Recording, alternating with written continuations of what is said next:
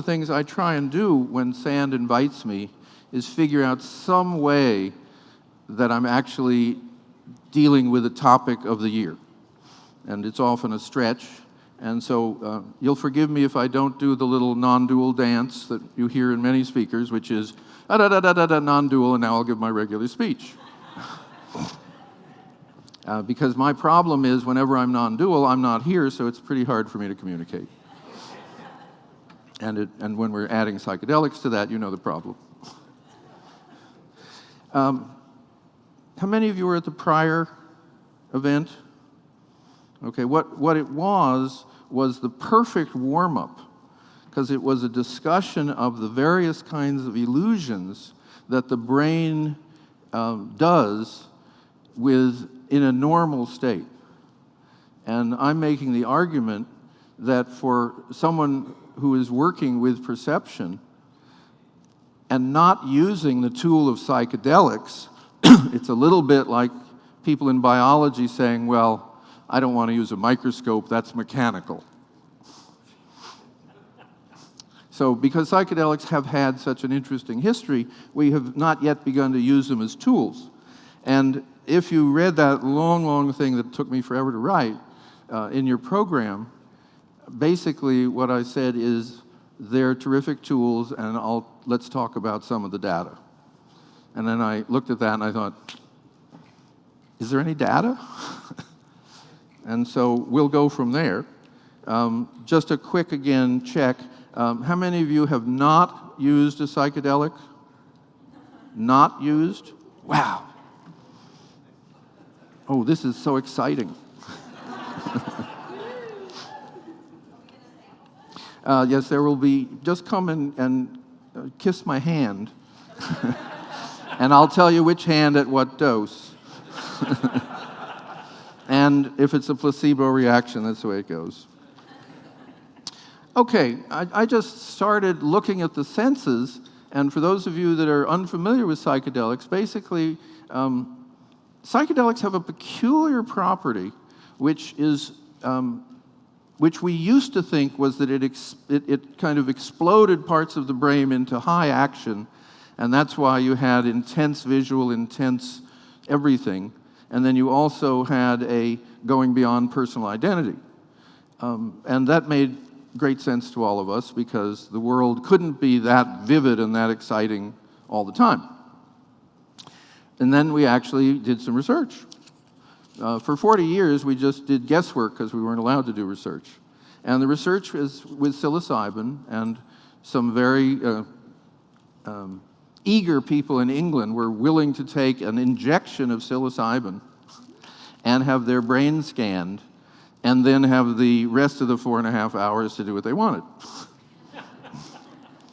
And what the brain scan showed was that cerebral blood flow, instead of going high and heavy into those areas we imagined it would, the sensory areas and so forth, is that cerebral blood flow was diminished in the parts of the brain most concerned with personal identity. So it looks like that every spiritual system was right. That if you get out of the way, the universe is much more happy to see you. And so the fundamental is that personal identity is indeed this magnificent filtering system to prevent you being too excited with reality. And what I'm saying is if I were going to be doing any kind of science in any perceptual area with any sense, I would want to have, as in my toolkit, different psychedelics. Because if I'm really interested in perception, then I want to have tools which I can move perception around. Now, let's just take the easiest and most best known, which was hearing with psychedelics. Now, what we know is that all music is enhanced. It's clearer, it's more spacious. And that if you, to the extent that you are able to recognize, say, different instruments, you hear a symphony orchestra not as a kind of large, mushed sound, but every instrument distinct, and if you actually are professional, you can hear the different second violins, even though they're all playing the same note. And so that's simply an enhancement of your capacity to hear, and what people report is that music has never sounded so good, and that one of the after effects that we know is that people become more interested in the kind of music that was played during their session. Now, there also is, as you know, a whole genre called psychedelic music or trance music, which is very, very comfortable with a lot of repetition. Too much and if you listen to it, and when you're not a little bit enhanced, you think, boy, is this dull. But when you are enhanced, the subtleties of it are much more available. So that's simply a tool for music. Now, there's interesting in other areas, there's something called an ikaros. Ikaros are songs that shamans use to work with people who are taking ayahuasca and other substances.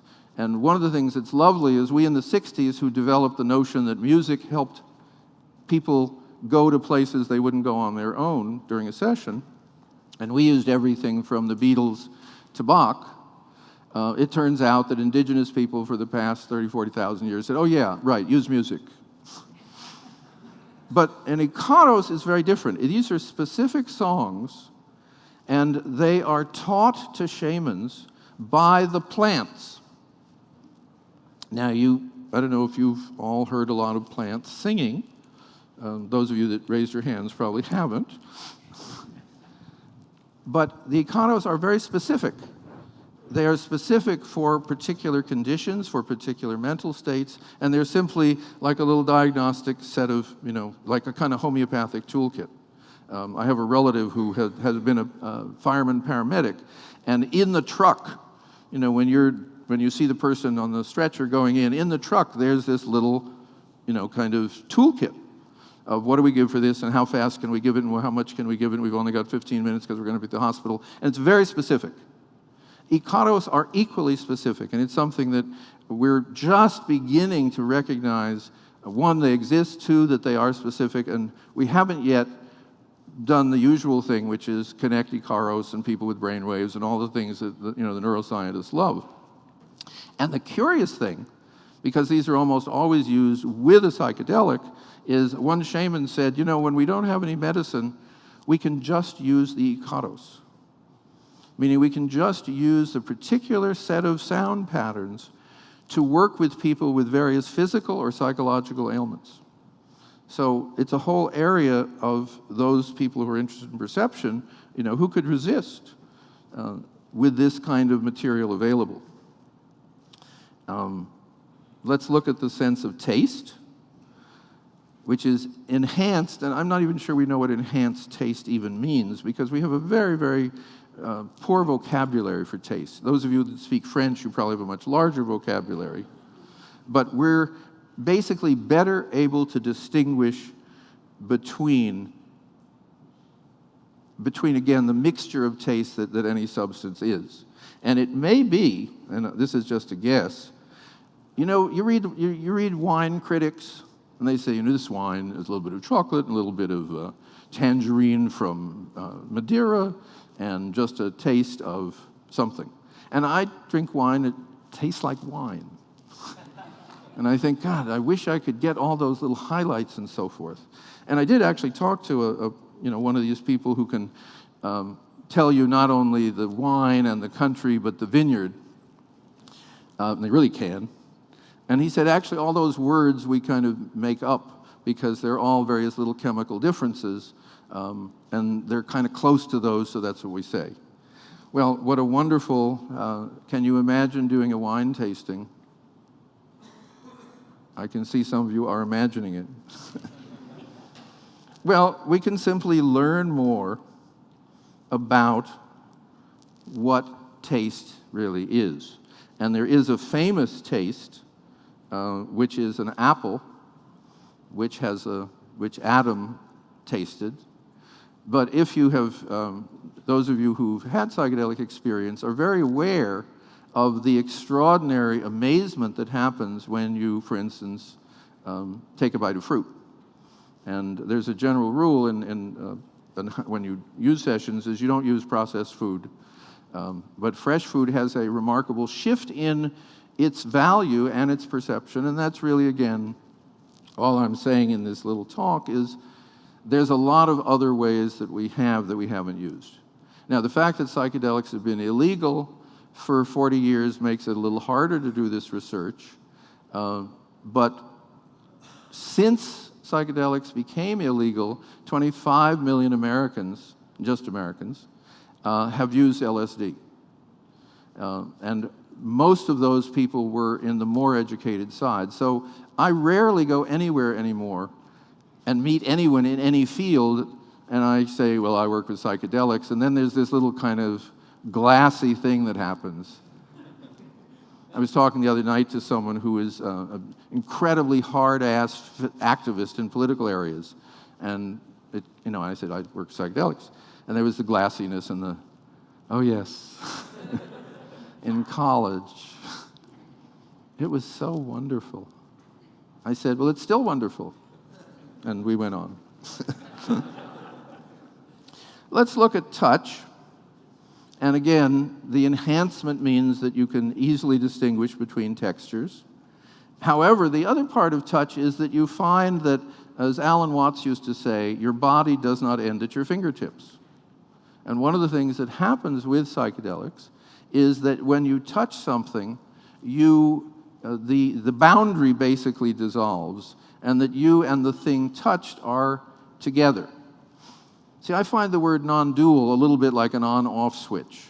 And it's really the level of non-duality, which is really the level of connectedness, which is at this point, there's a wonderful term in Buddhism to describe this. It's called a skin bag full of dirt.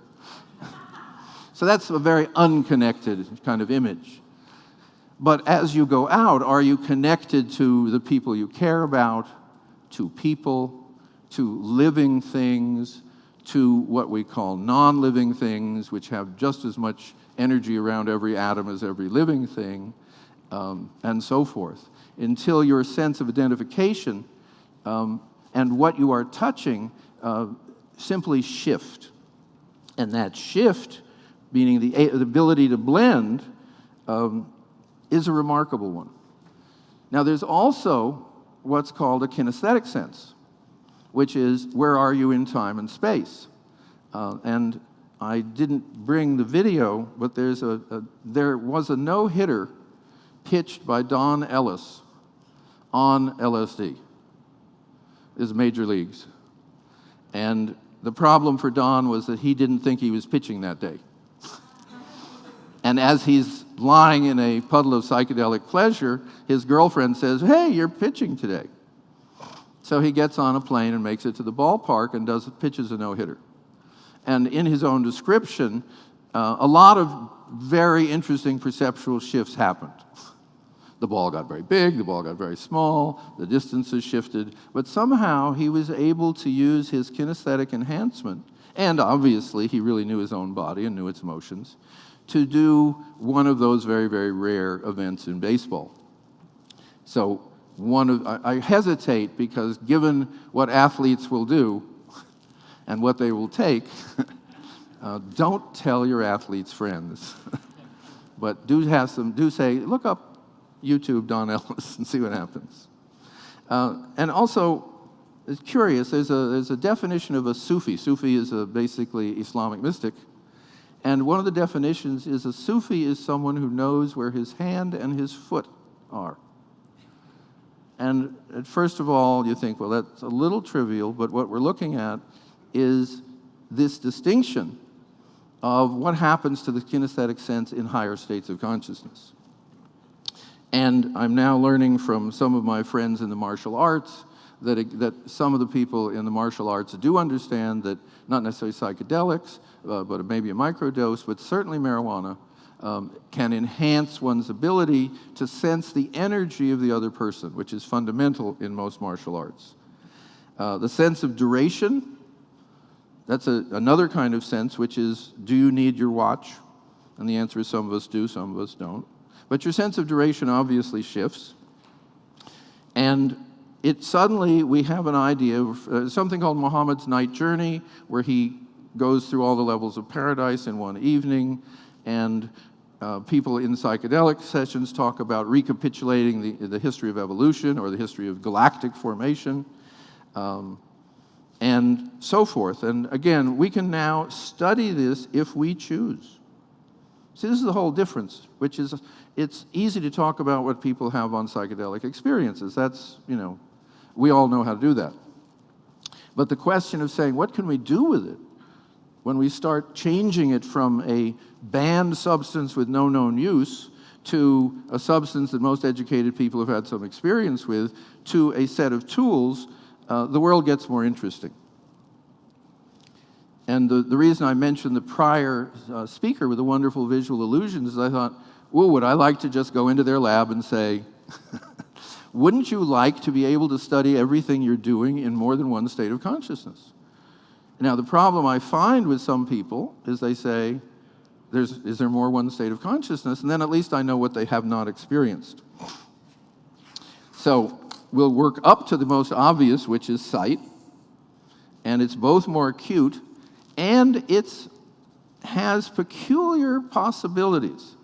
I just got a note from a professor of physical education whose first experience was so moving that she wrote a poem, and in the poem she talks about observing the veins and arteries and muscular systems in her arms.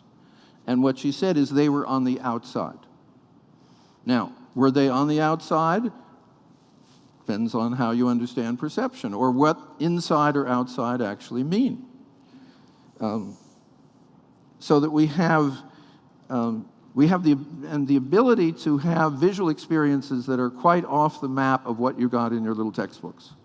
Kary Mullis, who is the Nobel Prize winner who attributes his success to LSD, said he did not take LSD when he had his great insight. He was actually driving up to Sonoma with his girlfriend. But he did say he was able to have the insight because he had learned how to go inside molecules and look around. Okay? Now that may be perceptual and may be some other way of talking about the world, but it's worth exploring. And one of the things that we learned when we were running clinical subjects is that people would take off their glasses. They would see without any problems fine detail, large things, vistas, faces, and then we would watch because at some point in the afternoon they would ask for their glasses, which meant they were returning to the normal restrictive perceptual world that they had been used to. And again, we have never really explored this except to notice it. Now, seeing the inside of things is, a remarkable feat until you do it a few times. And then like any other remarkable feat, you say, oh yeah, that's called looking inside. Now,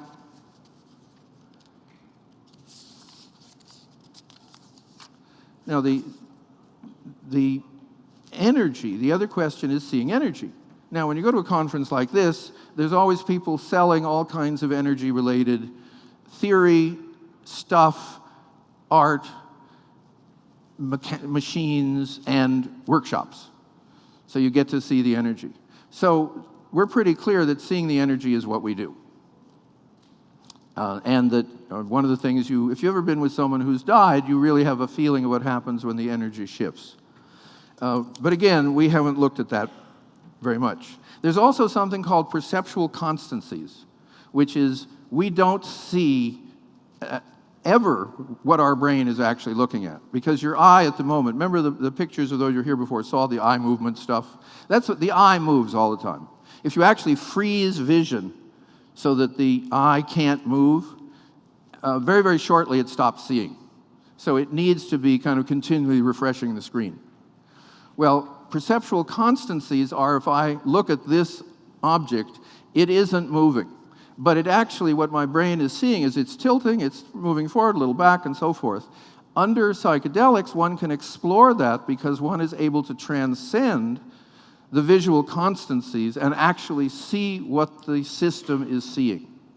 And this is, to me, again, tools.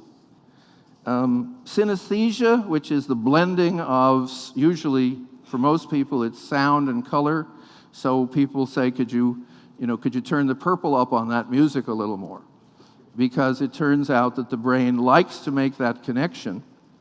And again, it's studied, but again, they're not using the tools.